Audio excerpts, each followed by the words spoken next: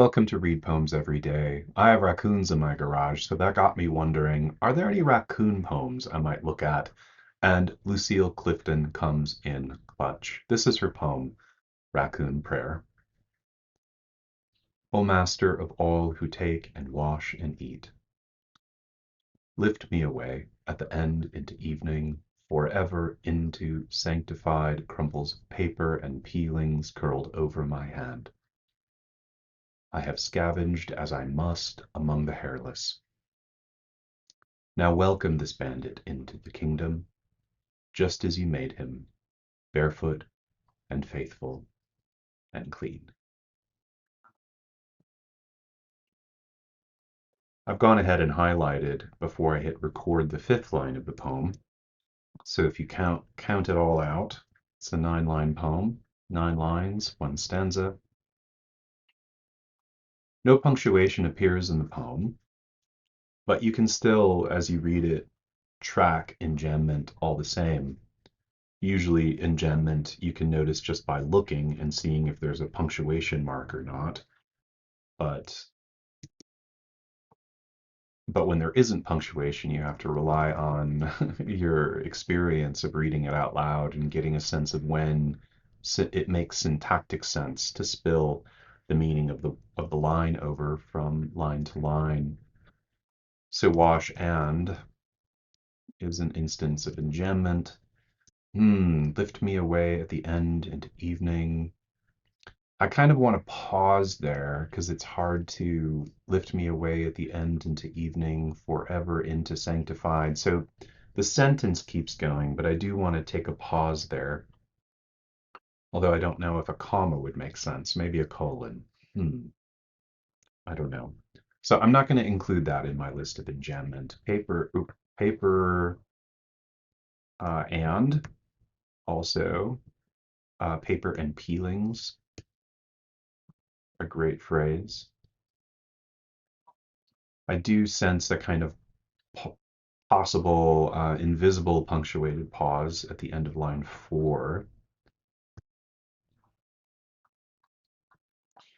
I also wonder, I have scavenged as I must among the hairless.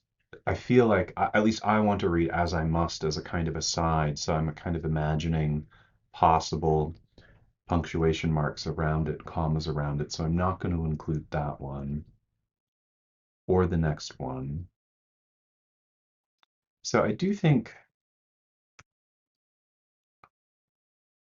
now welcome this bandit into your kingdom just as you made him. I don't want to pause there. So kingdom just. So that's line 7 to 8. But I do feel there should be a pause, a comma, a colon, just a breath between him and barefoot. So I guess as I experience the poem, I only sort of feel 3 instances of enjambment. So about a third of the lines you just kind of keep reading. O master of all who take and wash and eat. Um, for sanctified crumples of paper and peelings, kingdom just as you made him, right? So that's in my sense where the enjambments come through, and apparently this is my gesture for enjambment. As anyone with eyes can see here, punctuation, there is none, right? There is none. Um, though I get a sense of end stops where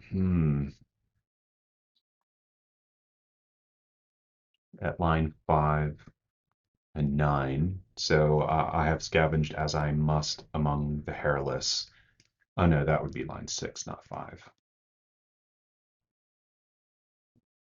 And actually 4, 6, and 9, I get a sense of sort of a hard sort of end stop there. Um, comma-like pauses uh, at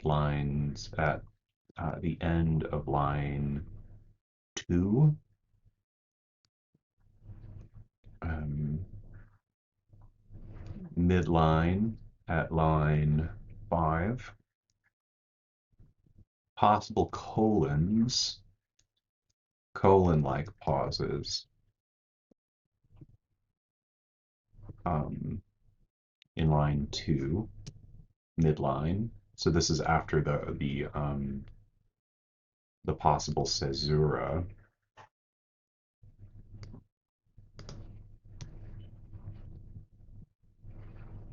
and eat, pause. And then that, the extra space there sort of opens up and introduces a sort of forced pause. Possible colon-like pauses in line 2.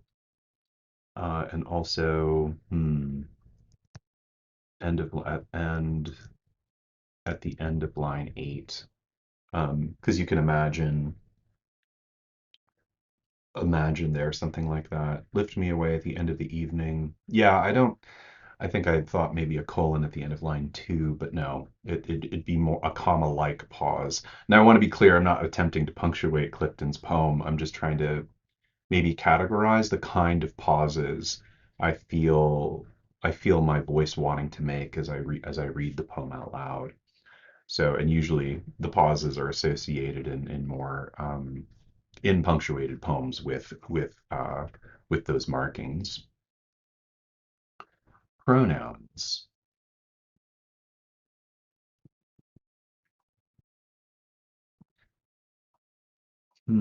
So there is a me in line 2,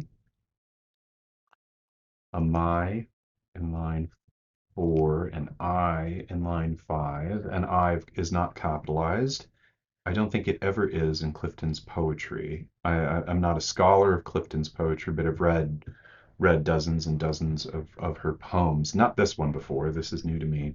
But I think it's a common feature of her poetics to leave I in lowercase, and then the hymn in line 8, though the hymn does refer to the speaker,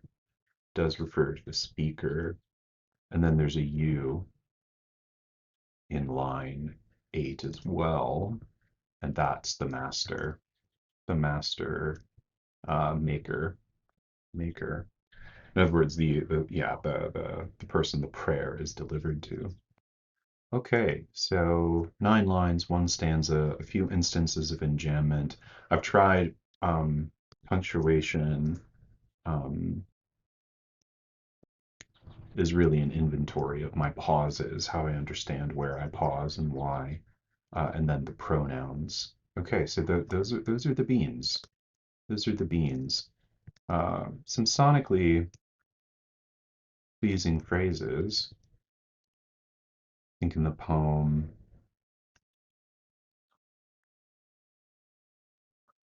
hmm, I think probably my favorite, crumples of paper and peelings. Just the P sounds there are just great. Peelings curled. I should add curled because crumples, you have the R and the K there too. Uh, and the crumpled and curled are kind of on the edges of the sort of sonic clustering. Um, and I think that's probably my favorite. Although there is something really nice about that last line. Let's try to think about it. Now welcome this bandit into your kingdom, just as you made him. I mean, there is the bandit, the B that connects bandit and barefoot. I know they're 2 lines apart, but there's just still the bandit barefoot. That B sort of tethers sonically um, the speaker, the imagined raccoon speaker, to that um, adjective, and faithful and clean. The double F of faithful and the L at the end that links to clean is also really nice. 8, those are lines, not 10, what am I doing? Lines 7 and 9.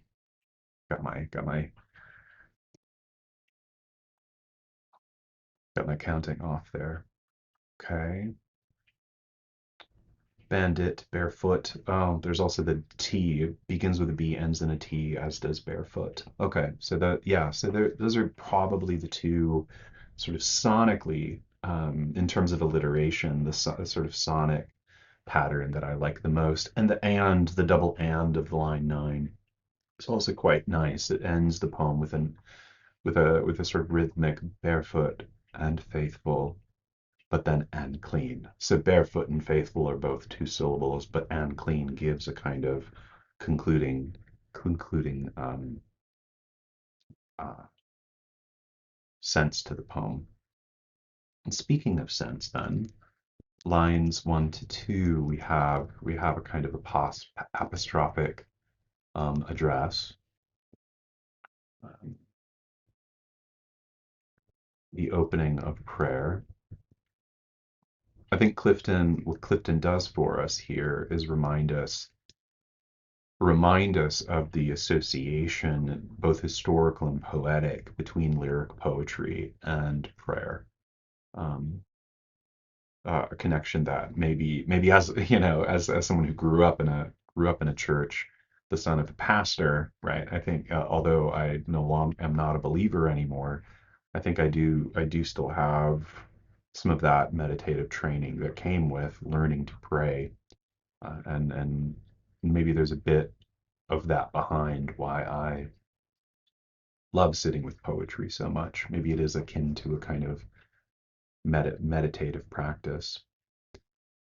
Anyway, so we have that apostrophic address there, and then lines 2 through 4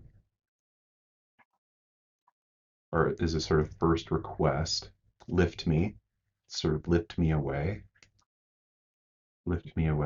Lines 5 through 6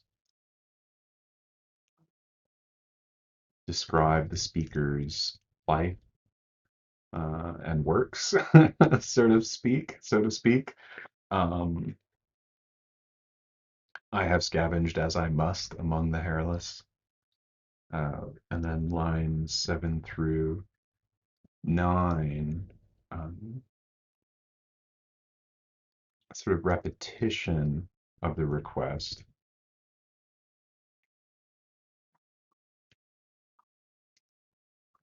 but also an acknowledgement of having been made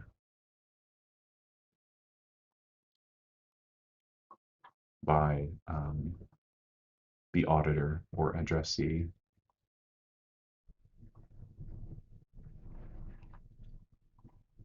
master, maker, right? I'm going to take off addressee, the auditor, master, and maker. So that's how the poem, the logic of the poem moves anyway. In terms of forms and figures, the form of prayer, you know, what might we describe the form of a prayer? Kind of like a letter, um, salutation, body, uh, conclusion, right? Conclusion. I mean, there's probably more to it than that, isn't there? Um, there's a sort of ritual aspect to it, organized around um, around sort of supplication, request, but also reverence at the same time. There's a sort of sense of irony, though, too, irony at play.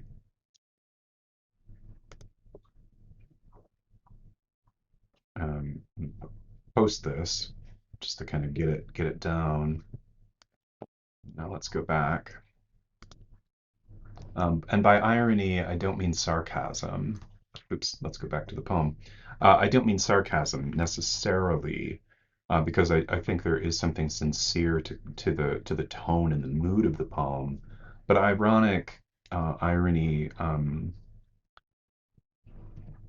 in the sort of anthropomorphic um, imagining of prayer as an animal activity.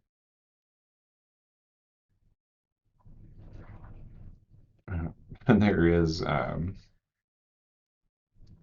think of a raccoon's praying hands praying hands. So often, you'll see, I don't know. I did a bit of Googling this morning, and there is a whole kind of like discourse out there of raccoons sort of having their hands folded as if in prayer, and people finding kind of inspiration in that. And there's sort of a sort of poetic a way in which this poem kind of is part of, but also is potentially a comment on that those kinds of anthropomorphic projections, something that's a little more uh, self-aware of what it's doing here, as opposed to people who just kind of naively see some sort of spiritual lesson in just the vision of an animal with hands folded or paws folded. Hmm. So we have the form of prayer. We have some irony at play. But let me see, what else do we have here? O master of all who take and wash and eat. I mean, that opening apostrophe is really interesting.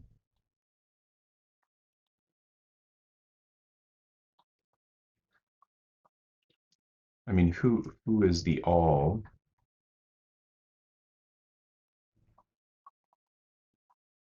Because it doesn't necessarily say master of all who take or wash or eat.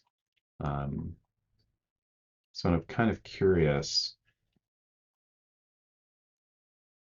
what to make of wash here, because that sounds like a kind of reference to human beings who sort of take sort of take but also clean before eating, which is very different from a raccoon who might take but doesn't wash and eats.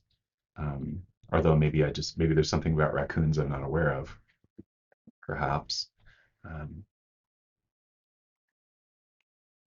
so there's just a question about that opening apostrophe. Lift me away at the end of into evening. We have some amplification or hyperbole. Um, the description of garbage, crumples of paper and peelings as sanctified, or holy, made holy. So there's also some potential irony or comedy to that image. Um, Among the hairless, mm, kingdom. All right, so I think that's it in terms of form and figure for me in this poem. Ideas and questions.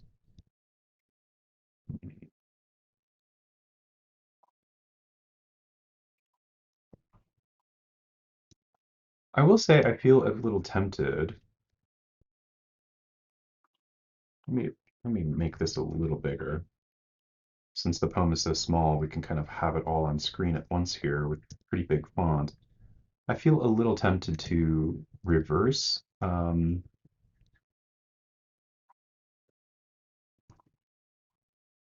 Little tempted to read the raccoon as a symbol of the human, which part of me thinks would betray the poem's spirit in a sense. Um, Although there is some anthropomorphism working here, I don't think it's an anthropomorphism. I think it is I do think that's a way of giving voice to a creature that is also not attempting to treat that creature as a human being. or to turn the creature into a symbol of a human being, although maybe I am completely wrong about that. So now I'm sort of left with the question, is there's something I'm supposed to learn here about human prayer, um, the sort of human relationship to garbage, to animals, to our attitudes toward the afterlife or the end of life uh, or the evening. I'm not sure. So that's something I have to think a little bit more about. Hmm. Tempted to read the raccoon in that sense. And then also, if this is a poem about literal raccoons,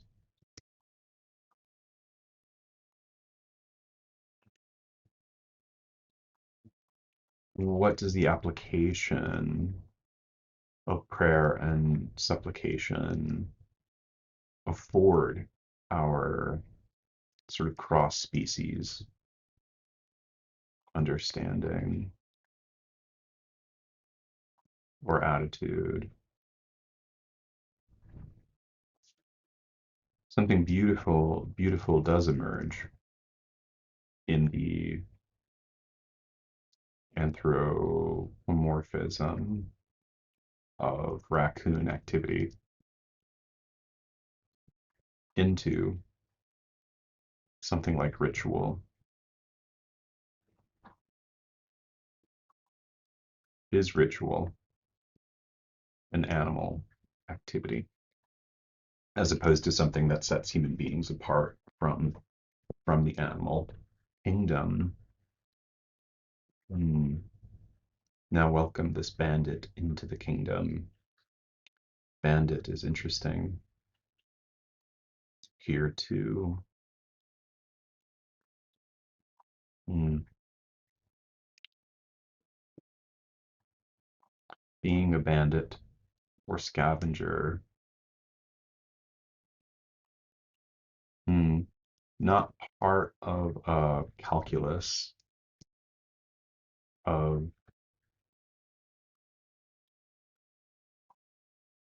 sin, calculus of sin or good works or faith.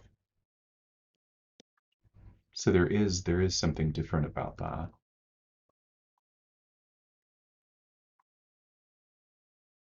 Hmm.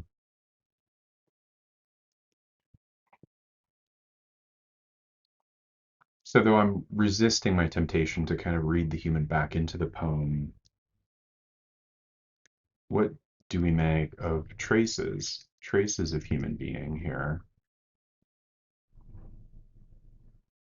After all, there would be no crumples of paper and peelings without them.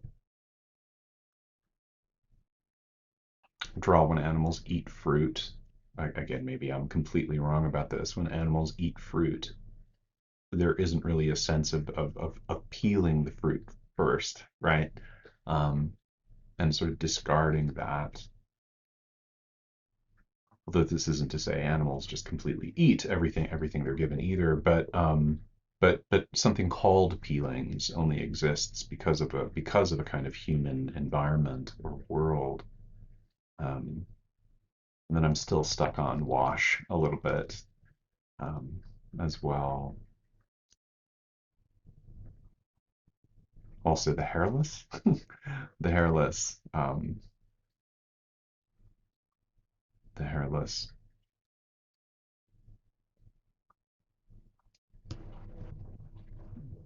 Last thing I'll say here is with regard to shaping ideas and questions.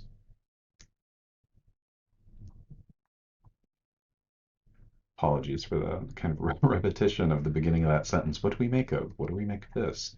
What do we make of of tension? Is it tension between as I must and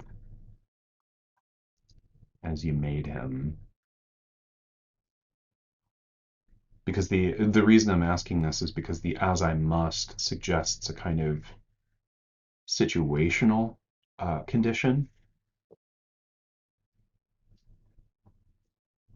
The one praying has had to scavenge, partly because they live in or around or near the world of the hairless. But then there's also a sense of kind of natural, essential being, right? As you made him. Hmm. I'm curious about that. And actually, I lied. Last thing, wash and clean, right? If I'm associating washing with the hairless, so to speak, why does the poem end on clean then? Especially with its emphasis on the the sanctified crumples of paper and peelings, which we would not necessarily think of as clean, except they are sanctified. So now there's a whole layer of irony revealing itself as I sort of talk it out here. Okay, okay, great. What are some contexts here? When looking at my digital edition of the collected poems of Lucille Clifton, before hitting a record button, I realized there seems to be a companion poem, Horse Prayer, Horse Prayer, which I'm not going to read. Oh, maybe I will.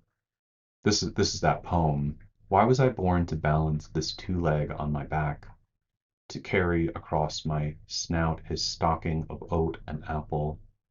Why? I pray to you, Father of what runs and swims in the name of the fenceless field. When he declares himself master, does he not understand my nay?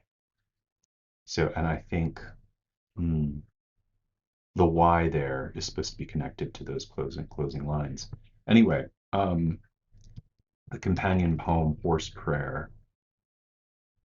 Uh, what does a comparative reading afford us,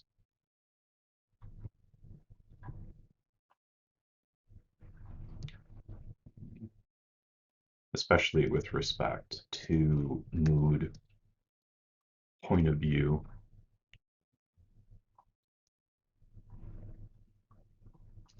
and a sort of general attitude toward against